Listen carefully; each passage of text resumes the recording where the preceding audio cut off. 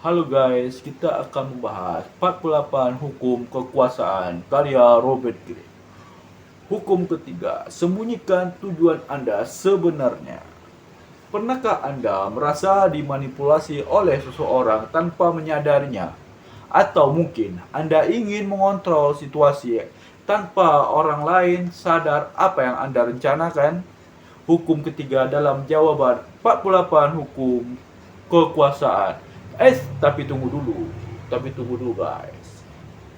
Apa hukum ini bisa membuat kita kehilangan kepercayaan orang lain? Yuk kita bahas bersama. Jangan pernah memperlihatkan tujuan sebenarnya kepada orang lain.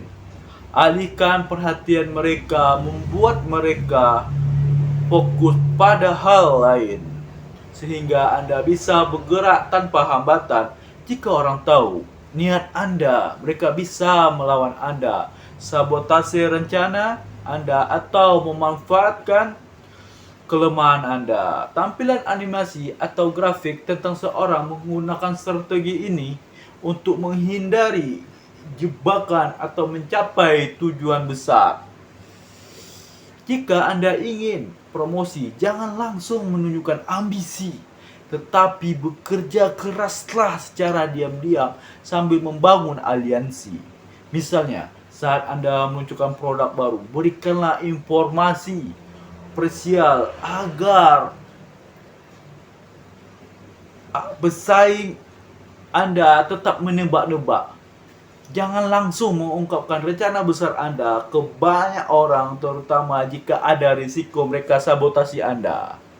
Penulis Nicolas Machiavelli, penulis The Prince, terkenal karena menggunakan strategi menyembunyikan niat untuk memenangkan kekuasaan. Yang kedua, Steve Jobs sering merahasiakan detail proyek Apple sehingga menciptakan kejutan besar dalam menjaga dominasi pasarnya. Dan yang ketiga, tokoh yang ketiga yang menggunakan hukum ini adalah Napoleon Bonaparte. Dalam perang, ia kerap memberikan sinyal palsu untuk mengecoh lawan dan memenangkan pertempurannya. Nih, kita akan beritahu risiko dan dampak negatif melakukan hukum ini. Risikonya, kehilangan kepercayaan.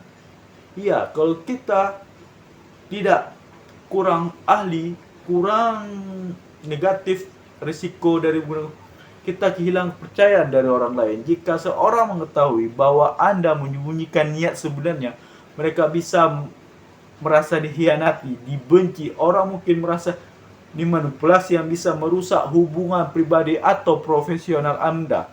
Dampak negatif dari hukum ketiga ini, hidup dalam berpura-pura, terlalu sering menyembunyikan niat dapat membuat hidup terasa penuh tekanan, sulit membangun koneksi yang tulus. Orang yang merasa Anda manipulatif mungkin menjauh. Nih, saya akan memberikan pertanyaan refleksi bagi orang yang menonton video ini. Apakah selalu penting untuk menyembunyikan niat Anda? Bagaimana jika itu justru membuat Anda terlihat licik? Bisakah kita menguasai kekuasaan tanpa manipulasi? Atau ini adalah keahlian yang wajib kita kuasai? Saya akan memberi pertanyaan untuk para audiens saya yang menonton ini, dan tuliskan di kolom komentar. Nih, penutup yang kuat, akhir dengan motivasi dan ajakan yang aksi. Menguasai kekuasaan berarti menguasai strategi. Tapi strategi tanpa etika bisa jadi bumerang.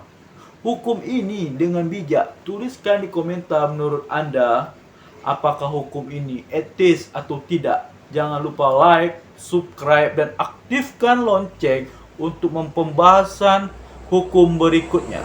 Tips supaya Oke, thank you.